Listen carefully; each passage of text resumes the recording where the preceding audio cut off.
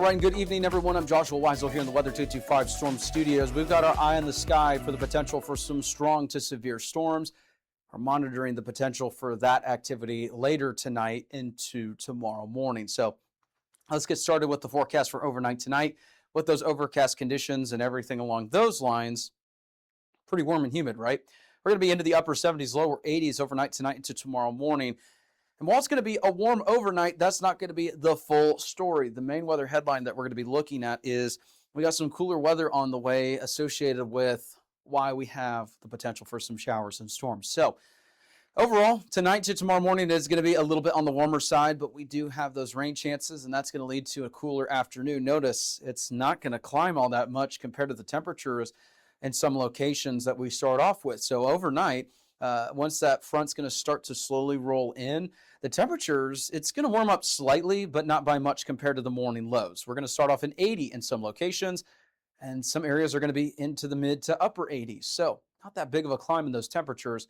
It's going to be notable, today compared to some of the temperatures that we've seen even today across the area. But we've also got a risk for maybe some heavy rainfall and even some strong to severe storms.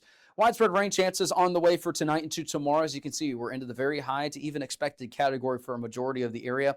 And I think there's a pretty good likelihood that we're going to see two different areas of activity that move in.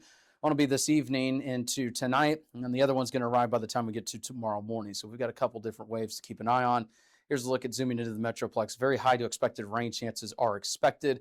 And some of us could even pick up maybe a couple of inches of rain. DFW, some of the North Texas areas, I think, are going to be a little bit more likely to see between 1 to maybe 2.5 inches or so. The further west of I-35 you go, that's where you start to see those rain chances maybe a little bit higher into the 3 to 4 inch category, maybe some localized amounts of maybe up to 5 inches possible. So we got a lot of rainfall on the way. Zooming into the metro, here's a look at what I was talking about. Maybe a couple inches, 1 to 2, maybe 2 to 3 in some locations, but overall, greatest heavy rain potential is going to be west of the area.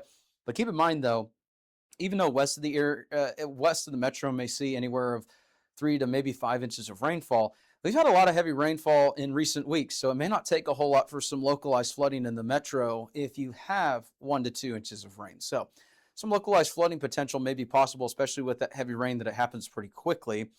And then as of the time of this recording, we did have a couple areas that we were watching for some strong to severe storms and maybe even a watch possible. And it was primarily in this general vicinity along into the west of I-35, where the risk is still highlighted mostly for that area. And as we zoom in, it does include parts of the metro.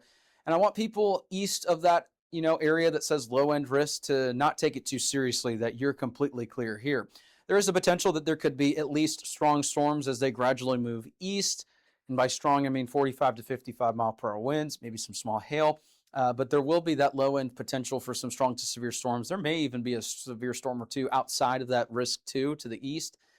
We'll just have to wait and see. Not everyone's going to see severe weather, but we need to keep in mind there will be the potential for some hail, damaging winds, and even heavy rain and lightning. Low, but not zero tornado potential as well. There's that first round that arrives, and then by the time we get to tomorrow morning, that second larger batch of rain, it's on the way through midday. So we've got that first round that's going to develop along and west of I-35 this evening. A much larger batch of rain is going to arrive by later tonight into tomorrow morning. That will last until early afternoon. And then as we make our way, maybe a couple pop-up showers and storms by the time we get to the afternoon on the backside of that system, but really starts to quiet down. And then by the time we get to Saturday morning, maybe Saturday afternoon, a couple of scattered showers and thunderstorms will be possible, especially for areas along into the east of I-35. So the activity is going to pick up widespread pretty much tonight. We've got additional chances for some rain and thunderstorms by the time we get to Saturday. Notice that's around 40%. Lower rain chances on Sunday, but notice the temperatures that had the 99s on the forecast. Well, there was a little bit of a change to the forecast. Looks like more active weather is on the way. Maybe not widespread rainfall or heavy rainfall by any means, but there is going to be the potential that we could see 90s throughout the week. But Sunday is going to be the next opportunity for upper 90s. The temperatures look a little bit lower with a couple different waves that we're going to see pretty much into early next week. So we'll keep an eye on that activity. But the temperatures look to be a little bit cooler with this updated forecast. And that's the tricky thing about forecasting, in all honesty, is, you look at these 7-day forecasts and they do change. And that's the thing about forecasting. Forecasting, between days 1 to 3 or even 4, this is probably the most accurate you're going to get.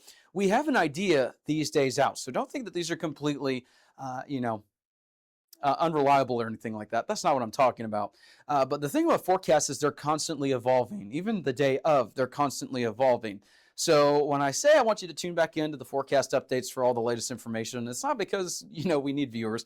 We appreciate you tuning in. We love that you tune in, and obviously that's a great thing. But the thing about tuning in with the forecast is these are constantly changing and evolving, and you could see there was a little bit of a change, to say the least. And this is why we say tune in for the latest updates, because forecast is always going to be changing. Weather's always changing, and that's why we're here. We're here to get you through all of the weather changes and everything along those lines. So thank you so much for tuning in. Tonight, just have ways to receive alerts just in case. Not everyone's going to see severe weather, but I just want you to have those ways in the middle of the night. So if you have to pull that car in to get away from hail, or if you're in a mobile home, for instance, and there's damaging winds on the way, we're not talking a high tornado potential. There's a low end risk with it, but I don't think we're going to see widespread tornado warnings necessarily. But just in the event that we see any type of severe weather, it's always a good idea just to have those alerts just in case in the middle of the night. So that's our recommendation to you. Have a good one. Thank you so much for tuning in. Keep an eye on the radar. Stay here with Weather 225. If you like our media and forecast, be sure to support us today on Patreon. You can advertise with us this storm season and throughout the year. Contact us today for availability and pricing. Weather 225 since 2015.